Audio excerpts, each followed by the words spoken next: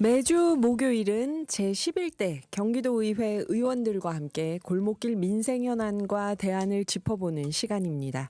민생의회. 오늘은 경기도의회 박명원 의원님 모셨습니다. 안녕하세요. 네, 안녕하십니까? 네, 의원님.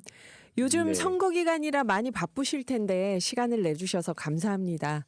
예, 오늘의 기후 청취자분들께 의원님 소개를 직접 해주신다면요.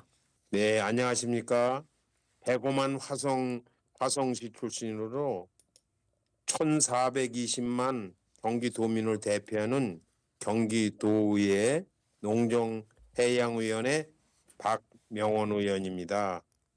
이렇게 OBS 라디오 오늘의 기후 청취자 여러분들에게 인사드리게 된 것을 매우 영광스럽게 생각합니다. 네, 저희도 의원님 나와주셔서 영광입니다. 박명원 의원님은 경기도 의회 최고령 의원이기도 하세요. 근데 6전 7기 도전 끝에 의회에 들어가셨다고 얘기를 들었는데요. 이렇게 여러 번 도전하면서도 꼭 도의회에 가야겠다 하고 생각하셨던 어떤 이유가 있었을 것 같습니다. 예, 적게는 그 화성시 발전을 위해 생활 정치인으로서 무보수 봉사직의 사명감으로 시작을 했습니다. 1회부터 8회이기 때문에 지금 8회죠. 네. 제가 의원이 되기로 결심한 이유를 말씀드리면 제 지역구인 화성시를 발전시키고자 하는 마음 한편으로 우리 경기도민이 행복한 삶을 살 수 있는 경기도를 만들고 싶었습니다. 아하. 우리 경기도 도민의 먹거리를 책임지고 있는 농어민과 농축수산 등이 매우 중요하기 때문에 농정해양위원회에서 의정활동을 하고 있습니다. 의원님께서 원래 또 농민이시기도 했다고. 네, 예, 그렇습니다. 누구보다 잘 알고 계실 텐데요. 또 버스 노조위원장도 하시고 아마 우리 사회에서 의회에 뭔가 이야기를 하고 싶은 그 집단이나 계층에 대해서 가장 잘 아시는 분이 아닐까 싶은데요. 의원님 농정해양위원회 활동하시면서 농업 예산을 늘려야 된다. 추가 증액을 강조하셨던 걸로 압니다. 현재 농업 예산이 많이 부족한 편인가요? 맞습니다. 지방자치단체에게 예산 편성의 기준점이라 할 수 있는 중앙정부의 경우 전체 세출 예산 중 농정 예산의 비율이 4.7% 내지는 4.9% 정도 됩니다. 네. 하지만 경기도의 금년도 전체 세출 예산 중 농정 예산의 비율은 3.2%에 불과합니다. 네. 제가 경기도에 오기 직전인 2021년에는 농정 예산 비율이 4%였는데 그 후 2022년과 23년에는 3.5%, 작년에는 3.3%이던 것이 올해는 3.2%로 또 오. 떨어졌습니다. 네, 네. 먹고 사는 문제가 가장 중요함에도 농정 예산에 대한 경기도의 경시가 이만저만이 아닙니다. 식량 위기다 해서 농정이 중요하게 부각된다고 알고 있는데 최근 한 5년 동안 꾸준히 그러면 경기도 예산에서 농경 예산 비율이 떨어졌던 거네요. 네, 그렇습니다.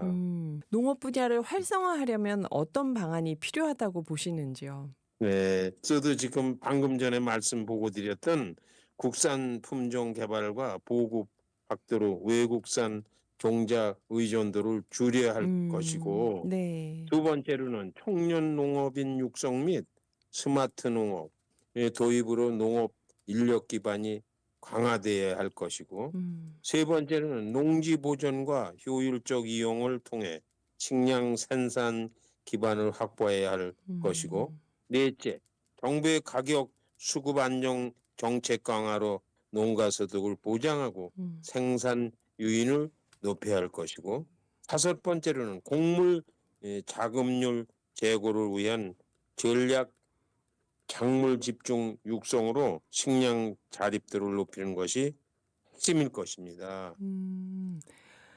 말씀을 듣고 보니까 이게 정치적 성향이 어떻든 농정에 관심 있는 분들이 전문가나 뭐 활동가, 시민운동가 분들이나 여야 정치인들이나 대책으로 생각하시는 게 대략 지금 의원님이 말씀해 주신 이 흐름이라는 생각이 드는데요.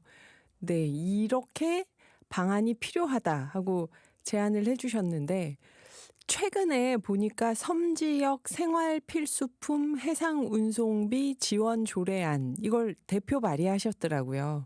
그래서 전 이 예, 조례 네, 이 조례 제목만 들어도 무릎을 치게 되는데 아, 도서 지역의 생활 필수품 해상 운송비 지원이 정말 필요하겠구나 하는 생각이 이 조례안 제목을 보면서 비로소 들었는데요.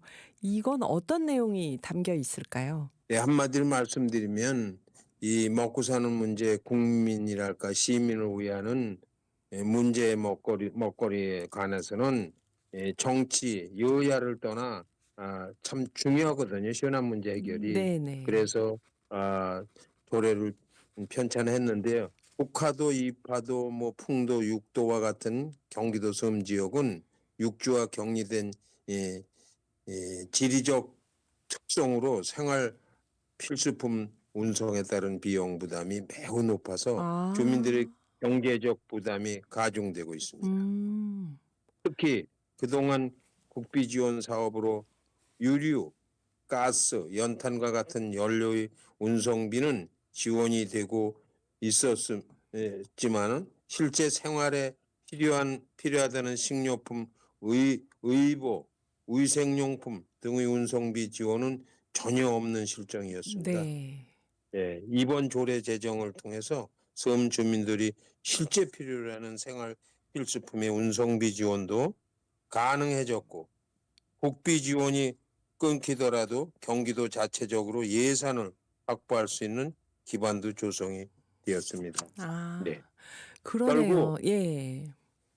섬 주민들의 생활이 안정이 되어야 어업도 지속성을 가질 수 있고 음. 우리가 먹고 사는 문제도 해결이 된다고 생각했기 때문에 조례를 발의했습니다. 네. 예.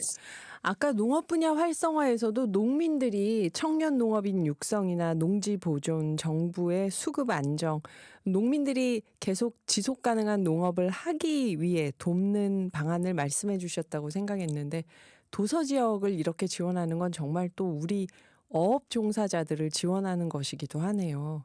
저희는 도서 지역에 생활 필수품이 배로 들어가니까 육지보다 특별히 비쌀 거라는 생각을 미처 못 했습니다. 물자가 딸릴 때도 있을 텐데 그쵸? 이 정말 네, 네. 예. 중요한 지원 조례안을 내셨다는 생각이 들고요. 박명원 의원님 또 경기도의회 의원님들이 하시는 일들이 많더라고요. 얘기를 들어보면 또 얼마 전에 초등학교에 방문해서 지방자치 중요성을 강조하셨다고 얘기를 들었는데요. 학생들 반응이 어땠을까요? 예, 지난 4월 24일 일정입니다. 화성시 남양초등학교 청소년 회의실에서 도착했었고요. 참석했었고요. 학생들에게 지방자치 중요성에 대해 이야기했을 때 아이들의 반응이 정말 인상 깊었습니다. 음. 지방자치가 우리 삶과 얼마나 밀접한지 또 시민 한 사람 한 사람의 참여가 왜 중요한지를 설명했더니 학생들이 눈을 번쩍이며 집중하더군요. 음. 행사가 끝나고 나서는 많은 아이들이 지역으로 위한 활동에 참여하고 싶다고 이야기해줘서 지방자치의 씨앗이 이렇게 자라나는구나 싶었습니다. 네.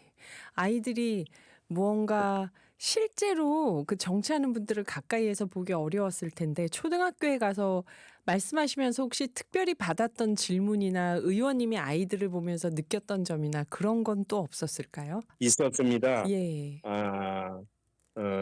여학생이었었는데 네. 이 어려운 이 정치를 해보는 게 자기 목표고 희망이고 어. 그 사명이라고 질문을 해서 난감한 질문이었고 소상히 정의롭고 솔직하게 꾸준하게 노력하면 좋은 결과가 있을 거라고 소상히 보고를 드린 바가 있습니다. 네. 예. 나중에 그 여학생이 시의회나 도의회나 국회에 갔을 때 우리 그 박명원 의원님을 인터뷰할 때 꼭 얘기를 하겠네요. 그분께 이런 네. 얘기를 듣고 정치를 시작했습니다 하고. 그래요. 그 의원님 활동 지역이 화성시잖아요. 이선거구, 네. 우정, 남양, 매송, 비봉, 마도, 송산, 서신, 장안, 새솔인데요. 화성이 경기도에서 대표적인 도농 복합 도시라고 알고 있습니다. 지금 인구도 굉장히 많이 유입되고 있고 주민분들 만나면 다양한 고민을 들으실 텐데 최근에 가장 많이 듣는 민생 현안이 뭐가 있을까요?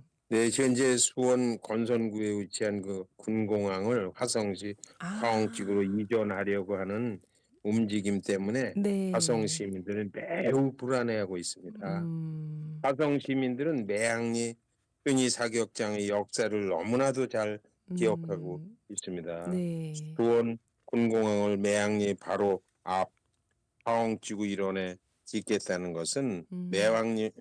매향리와 우정읍 또는 장안면 주민들이 가슴에 다시 한번 대못을 박는 일이 될 것이기 때문에 음. 시민단체와 함께 군공항 화성 반대를 위해 격렬히 투쟁하고 있어요. 네. 화성은 현재 105만 인구의 특례시로 송산 그린시티가 조성되면 추가로 전 세계인이 3천만 명이 관광을 오실 계획이고요. 네네. 예정이고요.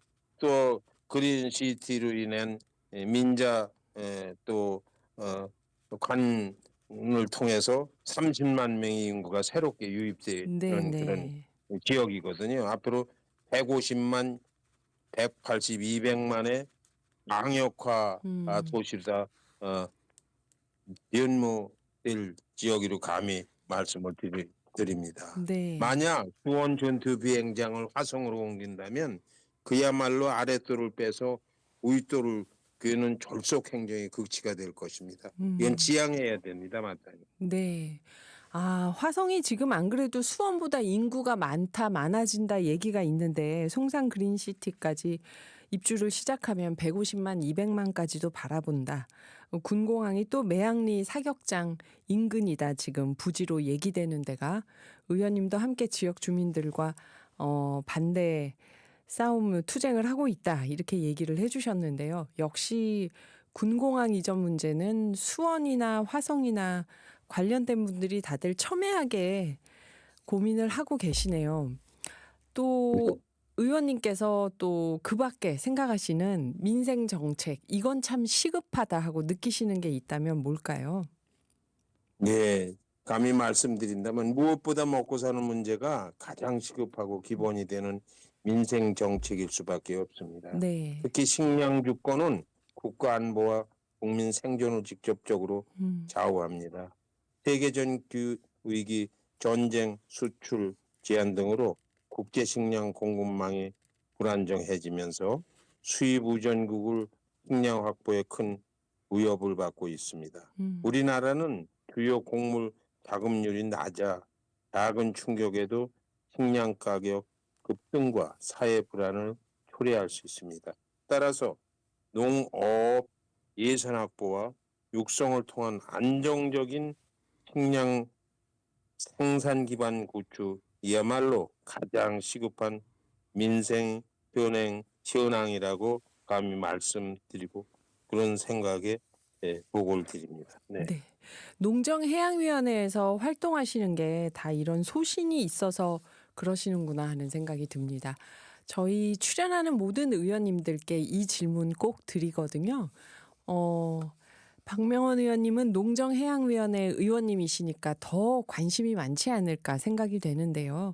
기후변화 또는 뭐 기후위기, 이게 단지 지구 환경의 문제만이 아니라 우리 건강과 미래에 대한 심각한 도전이라고 생각을 합니다, 저희는. 의원님은 또 어떻게 생각하시고 어떻게 의정활동에 반영할 계획이신지 좀 여쭤봐도 될까요? 네, 당연하신 말씀으로 기후위기는 더 이상 미래의 문제가 아니라 현재 진행 중인 위기로 경기도를 포함한 지역사회에 직접적인 영향을 미치고 있습니다. 폭염, 집중호우, 가뭄 등 극단적 기상 현상이 일상화되면서 특히 농업 생산성이 저하는 먹고 사는 문제에까지 심각한 위협이 되고 있습니다. 또한 도시 열섬 현상과 미세먼지 악화는 어린이, 노약자 건강에 심각한 영향을 끼치고 있어 시급한 대응이 필요합니다. 따라서 지역 차원의 탄소 중립, 실현 녹지 확대, 지속 가능한 정책 전환이 시급하다고 보고 있습니다. 네.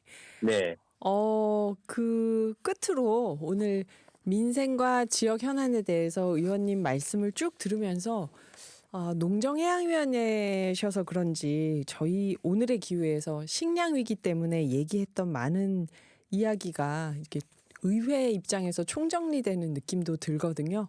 요 귀한 말씀 감사드리면서 끝으로 청취자분들께 하고 싶은 말씀이 있으시다면요. 네. 지난 3년간 농정해양위원회 소속 의원으로 목표로 했던 전체 경기도 세출 예산 중 농정 예산 비율 4.9% 달성을 하지 못해서 대단히 안타깝기도 하고 특히 경기도 농어민 여러분들에게 죄송스럽게 생각이 마음이 큽니다. 부족하지만 남은 임기 동안에도 최소한 먹고 사는 문제만큼은 타협하지 않고 최선을 다해 해결해 나가도록 노력해 가겠습니다. 앞으로도 많은 관심 가져주시기를 바라고 관심 주시는 만큼 더 열심히 하도록 하겠습니다. 감사합니다. 네. 의원님 서해안 경기도 지역 섬에 여행 갈 때마다 박명원 의원님 생각날 것 같습니다. 섬 지역 생활 필수품 해상 운송비 지원 조례안 6.7기로 경기도 의회에 들어가신 그 이유가 이거였구나. 농정해양위원회 하고 느끼게 되는데요. 지금까지 박명원 경기도 의회 의원이셨습니다. 기후가 민생 경제이자 미래 정치이기에 오늘의 기후에서는 박명원 의원님 명예 기후 톡파원으로 임명하고 앞으로 의정 활동에서 지구와 미래 세대를 위한 소식 있으면 수시로 나누도록 하겠습니다. 의원님 오늘 출연해 주셔서 감사합니다. 네, 늘 부족했습니다. 감사드립니다. 네, 네, 감사합니다. 네, 응원하겠습니다. 네, 네. 예, 예.